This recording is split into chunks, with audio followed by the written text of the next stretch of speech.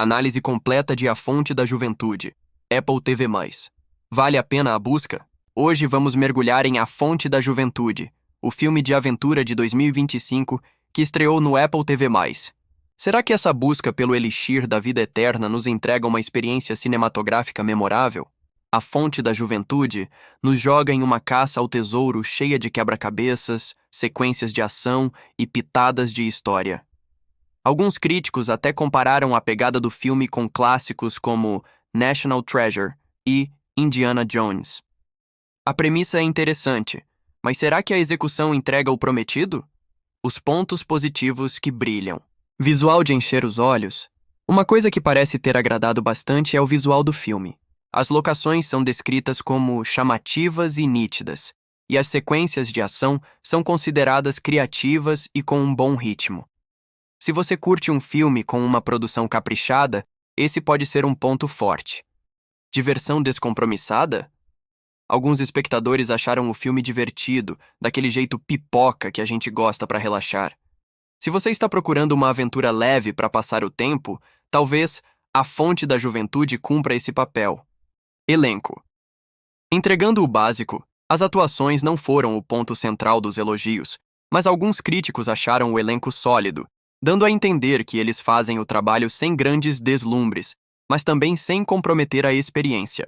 As críticas que acendem o sinal de alerta. Falta de originalidade, aqui mora um dos principais poréns do filme. Muitos críticos apontaram que A Fonte da Juventude bebe demais de outras fontes, parecendo pouco original e até mesmo uma imitação barata de filmes de aventura que já conhecemos. Roteiro com problemas, a história e o roteiro foram alvos de críticas consideráveis, sendo descritos como preguiçosos, previsíveis e até absurdos. Alguns sentiram falta daquele charme e da diversão genuína que tornam filmes de aventura memoráveis. O filme pode acabar parecendo vazio para alguns espectadores. Problemas de ritmo e diálogo. Teve gente que não curtiu o ritmo da narrativa e achou os diálogos estranhos ou forçados.